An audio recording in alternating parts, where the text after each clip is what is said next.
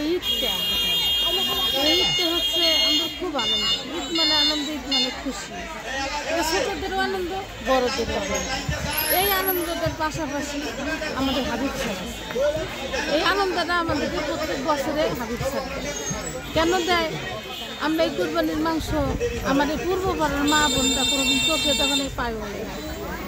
এই কুরবানির মাংস পায়া আমার পূর্বপাড়ার মা বোনরা অনেক খুশি এবং বাচ্চারাও খুশি।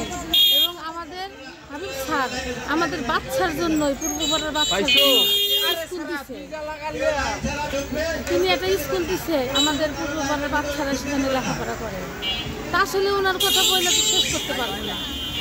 আল্লাহর কাছে দোয়া করি উনি ভালো থাক, সুস্থ থাক, উনি অনেক দিন বাইসে থাক, আমাদের পাশে এসে দাঁড়ায়। উনি আমাদের পাশে যেভাবে দাঁড়াইছে, রোজার ঈদে আমাদের সেমাই, কাপড়, চিনি, চাল ডাল যা লাগে ইত্যাদি সবই দেয়। উনি প্রত্যেক বছরে আমাদের পাশে দাঁড়ায় এবং প্রত্যেক বছরটাই উনি আমাদের দেখাশোনা করে, আমাদের খোঁজ খবর নেয়। আমার পূর্বপাড়ার মেয়েরা কীরকম আছে, কেমন আছে, কী হালে আছে। এবং আমার এই পূর্বপাড়ার মেয়েদের কোনো রকম কোনো সমস্যা নাই, অনেক অনেক ওনারা ভালো আছে, ওনারা অনেক আনন্দিত।